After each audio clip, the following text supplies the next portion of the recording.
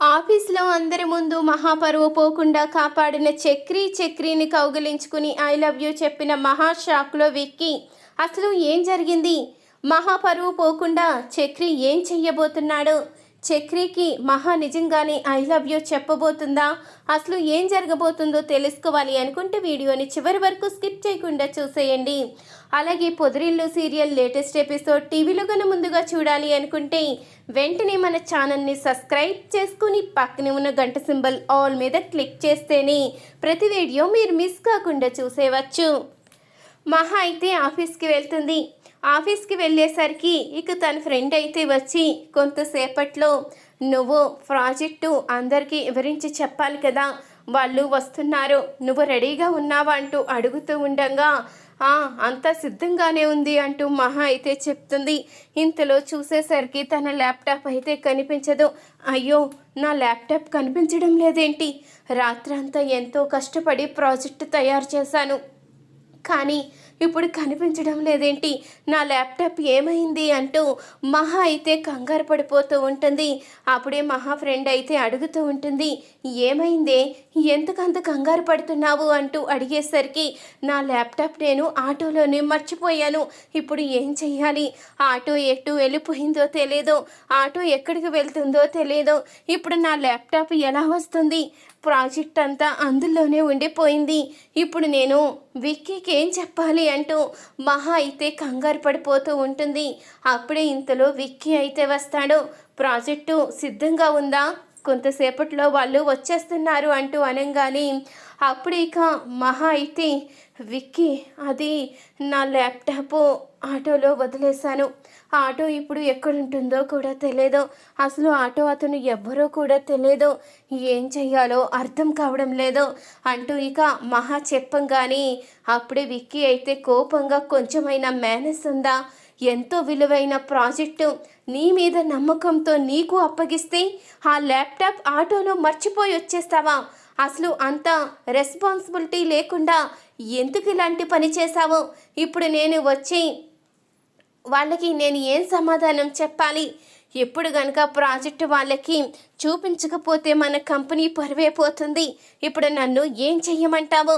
అసలు నువ్వు ఇలా చేస్తావని అనుకోలేదు, నువ్వు ఇంత రెస్పాన్స్ లేకుండా ఉంటావు అనుకుంటే ఈ ప్రాజెక్టు నీకు అప్పగించేవాడినే కాదు అంటూ అనగానే, అది కాదు విక్కీ, నా మాట విను, నేను కావాలని ఆటోలో వదిలేయలేదు, అనుకోకుండా మర్చిపోయి ఆఫీస్ లోపలికి వచ్చేసాను, దయచేసి నా మాట విను అంటూ అనగానే, నీ మాట నేను వింటాను, నా మాట అవతలి వాళ్ళు వినరు కదా, ఇప్పుడు నన్ను ఏం చెయ్యమంటావు అంటూ విక్కీ అయితే ఇక మహా మీద కోప్పడుతూ ఉంటాడు.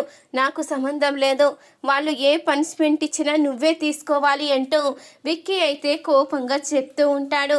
అప్పుడే ఇంతలో ఇక మహా అయితే ఇక చక్రికి అయితే ఫోన్ చేస్తుంది ఏడుస్తూ.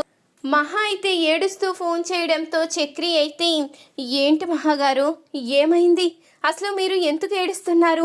ఏం జరిగిందో చెప్పండి అంటూ అనగానే అప్పుడే మహా అయితే, నా ల్యాప్టాప్ ఆటోలోనే వదిలేశాను, ఇప్పుడు ఏం చేయాలో అర్థం కావడం లేదు, దాంట్లో చాలా విలువైన ప్రాజెక్ట్ ఉంది, ఇప్పుడు అది నేను ఆఫీస్లో అప్పగించాలి, లేకపోతే ఇక జీవితంలో నాకు ఎక్కడ జాబ్ రాదు అంటూ ఇక మహా అయితే చెప్తూ ఉంటుంది. మీరు కంగారు పడకండి, అది ఎక్కడున్నా తీసుకువచ్చే బాధ్యత నాది అంటూ చక్రి అయితే ఫోన్ పెట్టేస్తాడు. ఇంతలో అప్పుడే ఇక మళ్ళీ విక్కీ అయితే వస్తాడు. ఏంటి ల్యాప్టాప్ సంగతి ఏమైంది? వాళ్ళు వచ్చేస్తున్నారు, ఇప్పుడు నన్ను ఏం చేయమంటావు అంటూ మళ్ళీ కోప్పడుతూ ఉంటాడు విక్కీ అయితే. ఇంతలో అప్పుడు ఇక చక్రి అయితే పైకి వస్తాడు. మహాగారు అంటూ అనగానే ఇంతలో ఇక చక్రి చేతిలో ఉన్న ల్యాప్టాప్ చూసిన మహా అయితే ఎంతో సంతోషపడుతూ ల్యాప్టాప్ అయితే తీసుకుంటుంది. అప్పుడు ఇక వెళ్ళండి, మీకు మీటింగ్ ఉంది కదా, లోపలికి వెళ్ళి సక్సెస్ఫుల్గా ఈ ప్రాజెక్ట్ని పూర్తి చేయండి అంటూ చక్రి అయితే లోపలికి పంపిస్తాడు. ఇక విక్కీ కూడా ఏమీ మాట్లాడకుండా మౌనంగా లోపలికి అయితే వెళ్ళిపోతాడు. ఇంతలో వచ్చిన వాళ్ళకి అయితే తన ల్యాప్టాప్లో ఉన్న వీడియోని అయితే చూపిస్తూ ఎంతో వివరంగా అర్థమయ్యేలా అయితే చెప్తుంది. ఇక మహా చేసిన ప్రాజెక్టు వాళ్ళకి నచ్చడంతో వాళ్ళైతే ఎంతో సంతోషపడుతూ, మీరు చాలా చక్కగా వివరణ ఇచ్చారు, ఇప్పుడు చాలా సంతోషంగా ఉంది, మాకు ఈ ప్రాజెక్టు నచ్చింది అంటూ వాళ్ళైతే ఓకే చేసుకుని వెళ్తారు. అప్పుడు ఇక మహా అయితే ఎంతో సంతోషంగా బయటికైతే వస్తుంది. ఇంతలో చక్రి అయితే మహా కోసం ఎదురు చూస్తూ ఉంటాడు. అప్పుడే ఇక మహా అయితే ఎంతో సంతోషంగా పరిగెట్టుకుంటూ వచ్చి చక్రిని అయితే కౌగిలించుకొని ఐ లవ్ యూ అంటూ చెప్పడంతో ఇక చక్రికైతే ఏమీ అర్థం కాదు. ఇక మహా తనని కౌగిలించుకుని ఐ లవ్ యూ చెప్పేసరికి చక్రికైతే ఇక ఎంతో ఆనందం అయితే కలుగుతుంది. మీరే గనుక లేకపోతే ఈరోజు నా పరువు పోయుండేది, అసలు మీరు ఇదంతా ఎలా సాధించగలిగారు అంటూ ఇక అడుగుతూ ఉంటుంది మహా. ఏముంది, మీరు ఆటోలో ఎక్కాను, ఆటోలో మర్చిపోయాను అని చెప్పారు కదా, మీరు ఎక్కిన ఆటో అక్కడ సీసీ కెమెరా ద్వారా ఆటో నెంబరు కనుక్కున్నాను.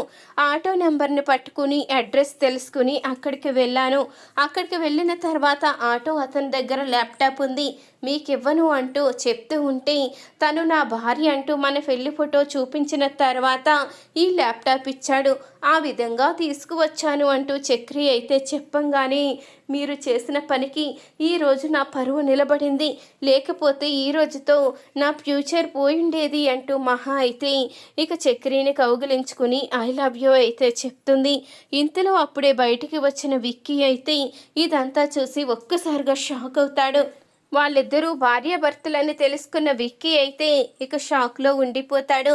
చూసారు కదా ఫ్రెండ్స్, ఇలాగే జరగాలి అనుకునేవారు మన ఛానల్ని సబ్స్క్రైబ్ చేసుకుని పక్కనే ఉన్న గంట సింబల్ ఆల్ మీద క్లిక్ చేయండి.